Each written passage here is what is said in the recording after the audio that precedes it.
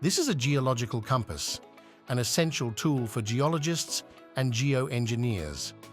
It is used to map the geological structures of tunnels, open pit mines, and rock outcrops. It is employed to measure the dip and dip direction of geological structures. These measured values of dip and dip directions are then plotted into a stereo net to describe the orientation of rock layers in the field.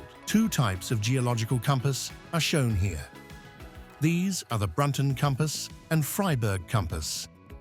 The Brunton compass features a lid that swings 360 degrees, enabling precise measurements of vertical and horizontal angles.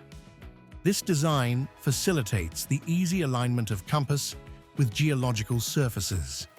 It is recognized for its user-friendly design and versatility. The Freiberg compass is another geological compass that emphasizes precision in measuring geological features.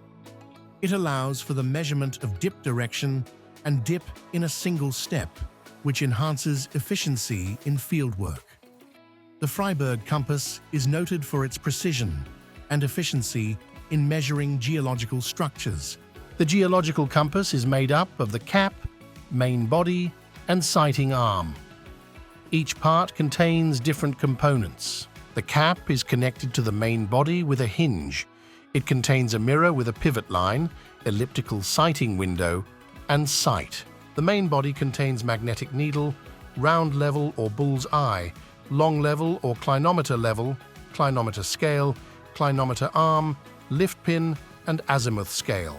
The sighting arm is comprised of elliptical slots stretched over its length for observing linear structures and a sighting tip to align the line of sight. The azimuth, or clockwise angle with respect to the north, of the gradient vector projection of a discontinuity plane on the horizontal plane is known as the dip direction.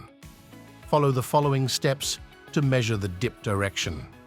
First, open the compass and place it with the mirror side on the plane. Then level the bull's eye level and steady the needle with the lift pin.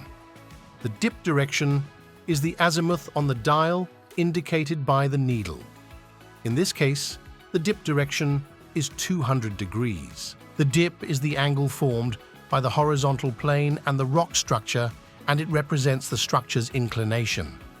Now the dip of the joint sets can be measured as follows. After measuring the dip direction, lay the compass with its long side on the plane to be measured. Next, suspend the compass in the dip direction. Take the reading on the inside dial in degrees. For this example, the measured dip angle is 70 degrees. The geological compass is a crucial instrument for field studies, helping geologists and geoengineers understand and map Earth's structure.